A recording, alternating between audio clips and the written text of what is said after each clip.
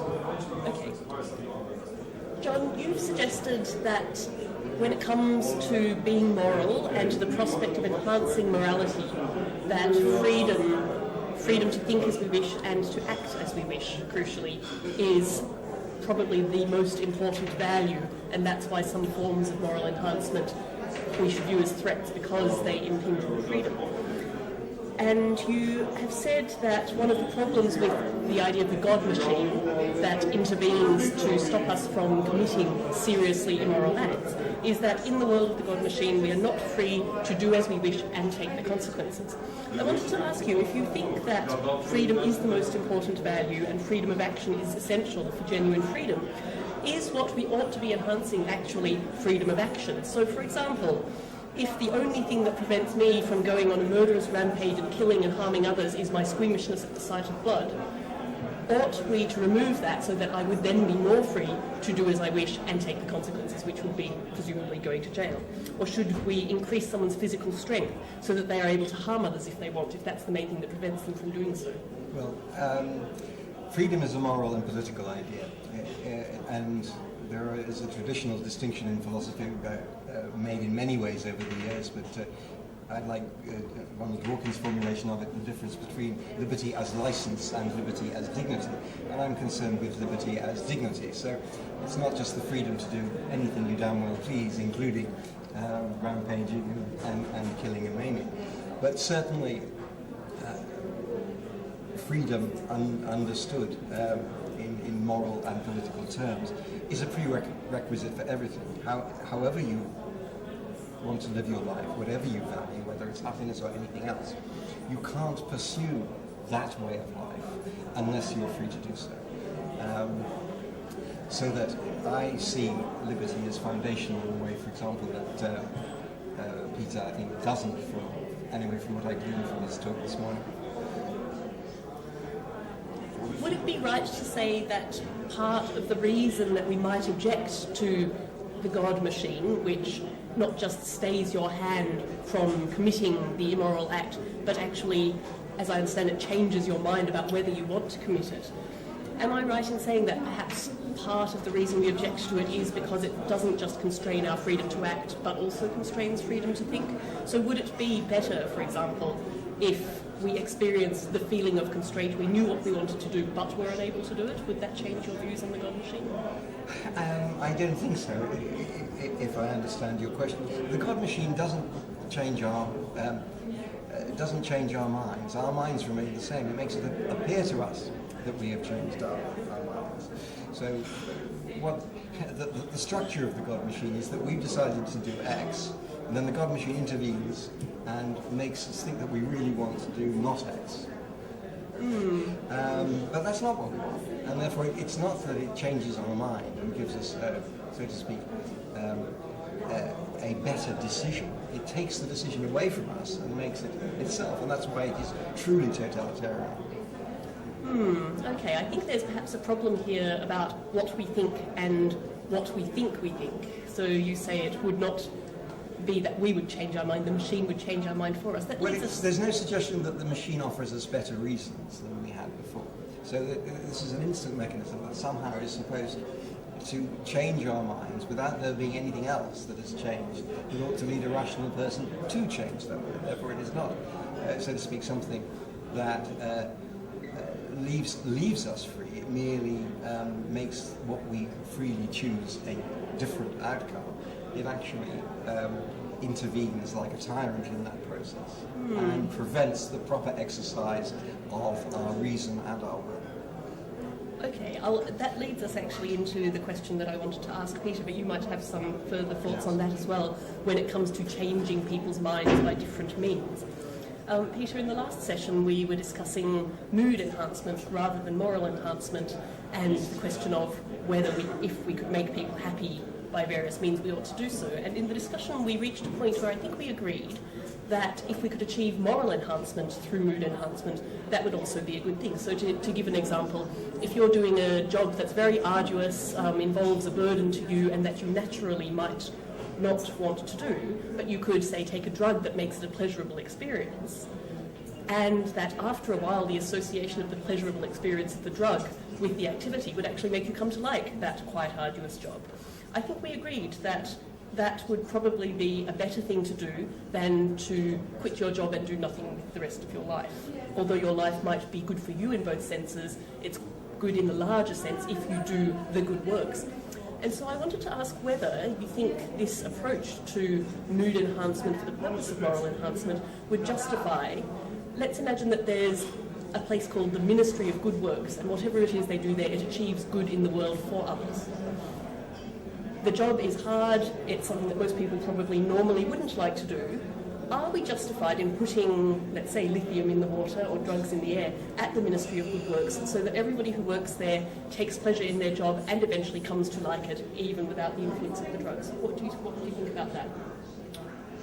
I certainly think we'd be justified in doing that if we had a notice in the ministry saying people who work here have lithium added to their water supply or whatever the drug is. I think that makes it quite unproblematic. It's a choice that people have then whether to work at that ministry or whether to do something else. It would be much more difficult for me to say, yes, the ministry ought to put the drug in the water supply without informing anyone of what they're doing.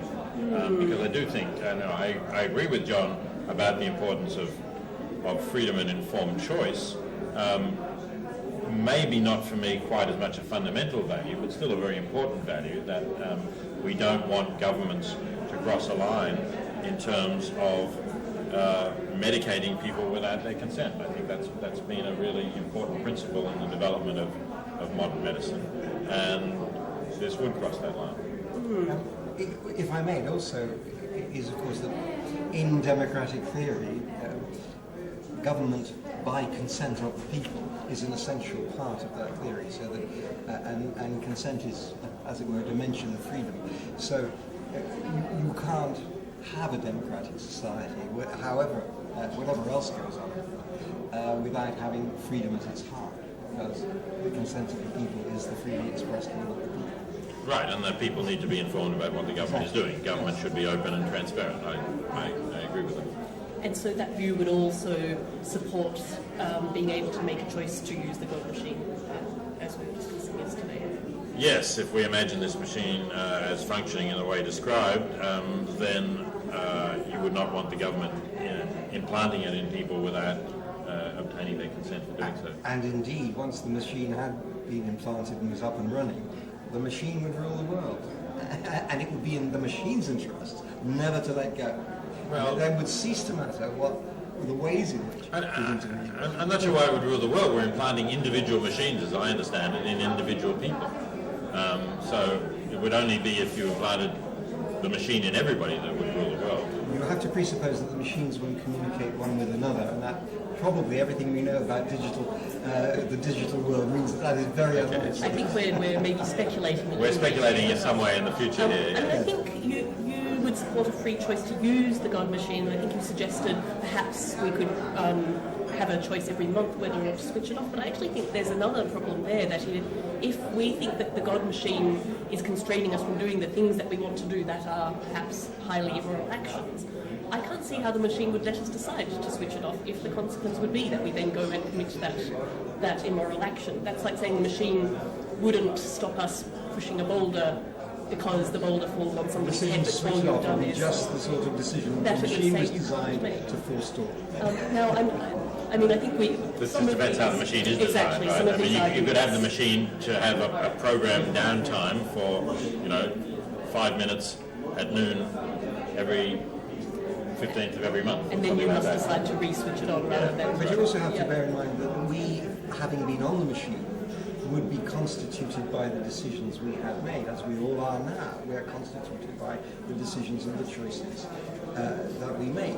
And so the machine has changed the nature of the people on the machine to conform with the pattern of decisions that it has permitted. And therefore, the idea that it might, in the downtime, be a free decision is very suspect. And this is the point that I'm sort of trying to get at about changing minds with some God machine, however it works. I agree that the technicalities of how the God machine works might affect whether or not we're free to switch it off. But changing your mind with the God machine is maybe not so different to changing your mind by pleasure conditioning. Because, as John says, after, say, a year of working at the ministry with drugs in the water, you wouldn't actually need the drugs anymore. You'd have come to like a job that you would otherwise have hated. Probably wouldn't be able to leave the building. But does that make any difference, the mode in which we change people's minds, and whether it's a sort of permanent... Again, if people know that they're taking this drug, and perhaps they can look up whatever current information there is on the long-term effects of the drug, including the idea that you will love this job after a year even if you stop taking the drug, people may see that as a good option, and I don't see why we should prevent them choosing that as a good option. And just one final question then. I think if I went for a job interview at the Ministry of Good Works and got told that you'll hate this job to begin with, but we'll give you drugs and that will make you like it, I might not want to take that job. My altruism at how much I'm going to help others by working there might not overcome my distaste at the idea of having my mind changed. But what if we, as some people have selected, some people have suggested, select children who are more altruistic? They might go there and think, well, I really don't like this idea, but I'm going to achieve so much good. Are they less free in their choice to work there than we are? No, I don't think so. I mean, part of the reason why I think we're a bit reluctant to take this drug is that we think it would be great if people enjoyed doing good works. We want people to be altruistic in the sense that the knowledge that I'm doing good here gives me job satisfaction, even if the job itself is rather dull in some way. I get a lot of satisfaction at the end of the day of thinking, oh, I helped 20 people have significantly better lives. So we'd like people to be more like that, and we're uncomfortable with the idea that they need to drug themselves in order to do this. But if there are children who are more naturally altruistic, who gravitate towards this kind of work, maybe they won't need the drug. John, any last words on I that? think you're just describing a modern university, in which we are both delighted to be. Indeed, we are very fortunate to be able to enjoy our work, and we wish that everybody else could enjoy their work as much as we do. All right, thank you very much both.